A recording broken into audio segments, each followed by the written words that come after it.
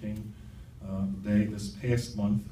The video was videoed by Pottstown TV, community TV, and I think it was pretty well done, even though I was one of the participants in it. Councilperson Miller was very, very good in her putting it together, and I want to thank her for that opportunity. The other thing is we have had now several hires, and our staff is back to what it normally would be. We have been operating under the total number of people we really should have for a library of our size, but we're no longer understaffed. We are currently back to our normal. We've hired 3 new individuals. Linda Lovelace and Nicole Forst are both working in the circulation department, and we have Lisa Krailovich, who will be working as the head of the children's department, which is in the downstairs portion of the library. Again, we are rearranging some of the things inside the space of the library since the major renovations are done. All circulation is now done in the upstairs desk. There is no circulation desk in the downstairs, which opened up more room in the downstairs for larger groups.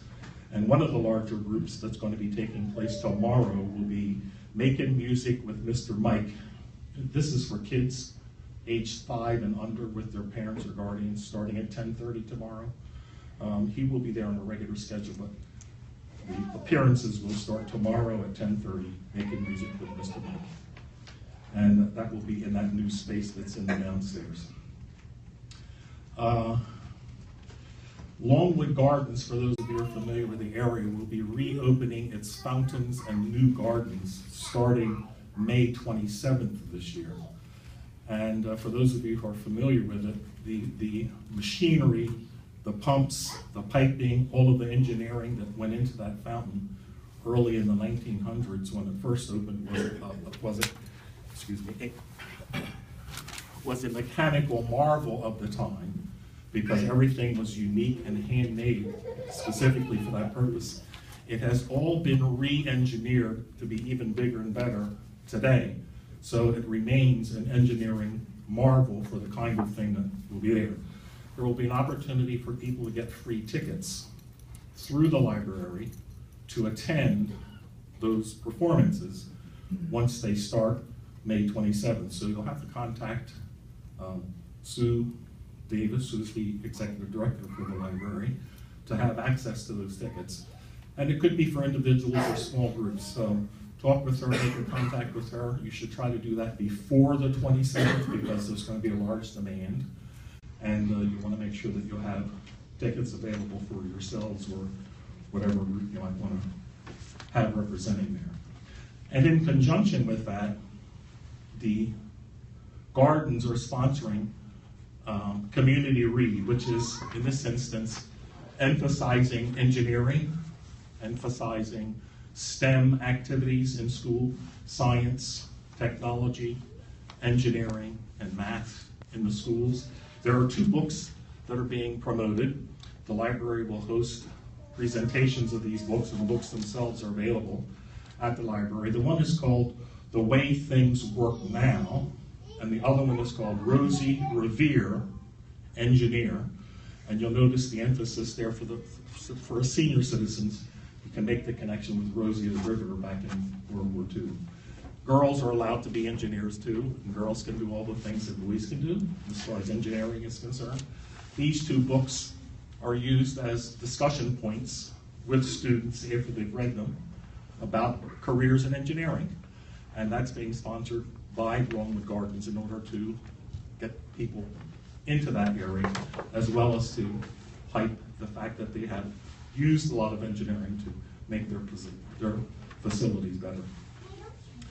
A couple other quick things. In our new space on the mezzanine level, this is U.S. Representative Ryan Costello, will have office hours. His first set of office hours last month were greeted by about 30 demonstrators in and outside the library. I'd like all of you to be aware of where that meeting is. It's on the mezzanine, and the more recent dates, the next date will be the 16th, this Thursday, from 11 in the morning until 6 at night. Those are the standard hours for that office to be available in the mezzanine level at the library.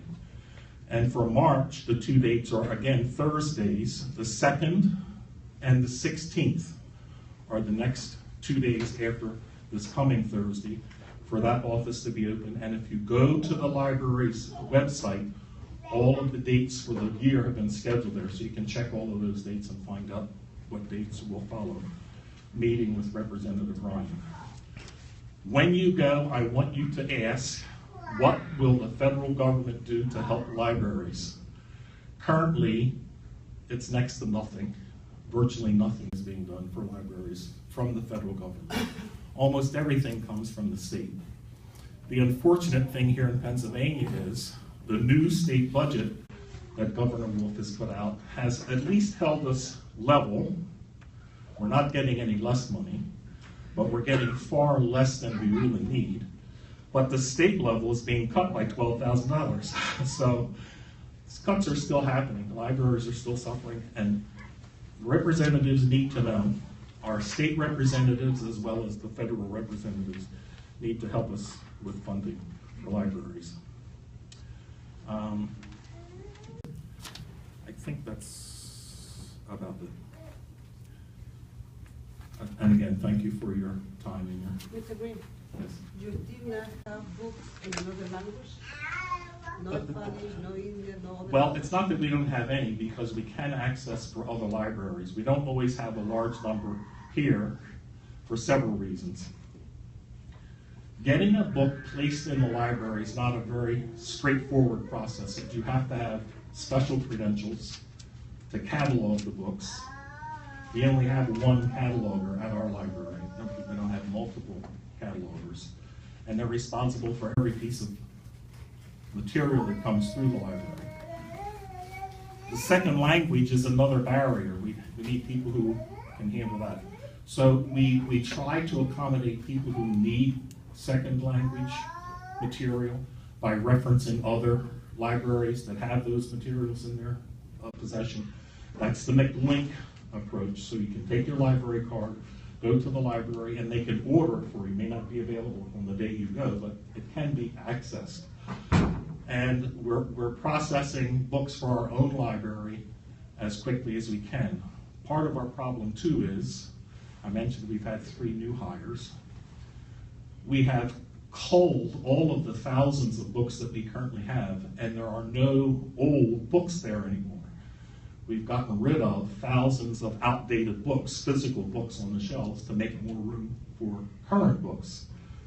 And much of the time that we've spent doing that has taken away from other things that librarians should be doing.